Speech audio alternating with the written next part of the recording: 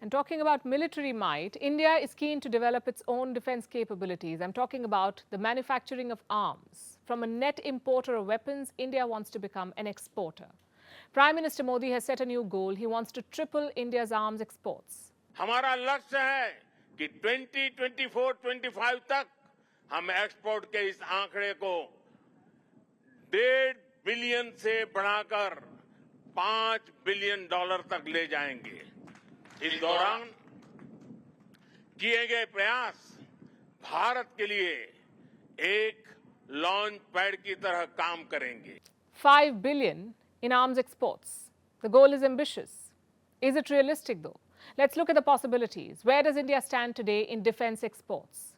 In the global arms bazaar, India's share is around 0.2%. That's very small, but that number does not do justice to recent strides. India has gained ground in arms exports. Indian defense products go to 75 countries. This includes some big-ticket deals like the Drdo helicopter. This is a utility aircraft. It was made by state-owned HAL, that's Hindustan Aeronautics Limited.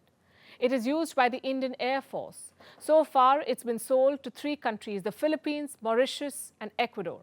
Next on the list is the BrahMos missile. This is a supersonic cruise missile. It can be launched from submarines, ships, airplanes, or land. The missile was developed in collaboration with Russia. Recently, the Philippines bought the BrahMos. It was a $375 million deal. The first deliveries will be made this year. The Tejas fighter jet is also a viable candidate for exports. Again, it is made by the HAL. Reports say the airplane has been offered to Malaysia, and this is just the beginning. Established players are seriously looking at India, not just to sell their wares. They see India as a collaborator in manufacturing too. Aircraft manufacturer Boeing wants to invest. It plans to spend $24 million. What for? A logistics hub for airplane parts. It will be set up in India.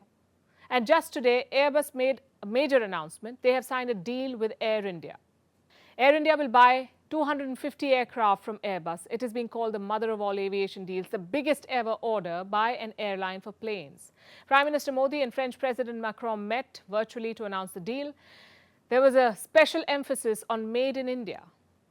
We are building a new ambition in the sectors of nuclear energy, microchips, space, cyber, biotech, to mention a few of them, and definitely France is clearly a place to invest in and a place for engineers, researchers, and this is why we want to build more with India.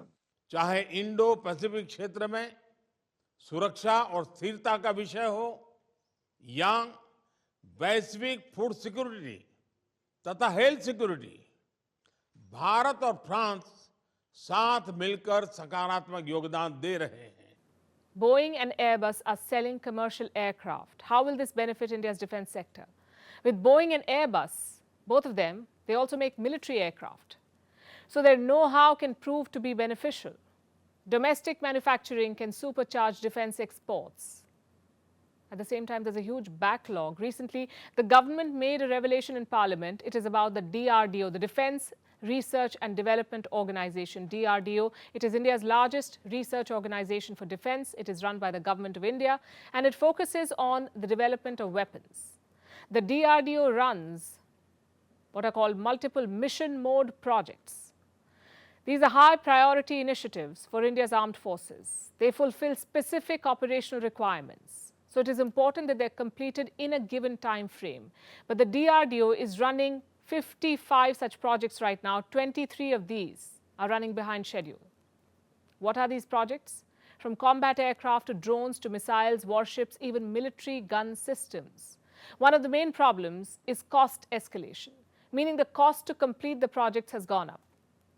They started with a certain budget, but that budget is no longer good enough. The DRDO is going to need more cash to finish it. There are at least 12 such projects. They're running late because of cost considerations. The government is now stepping in.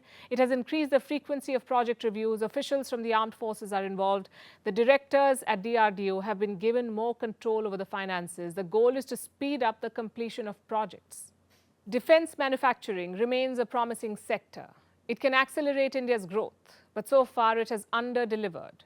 India is trying to unlock its true potential, and the recent moves are a step in the right direction.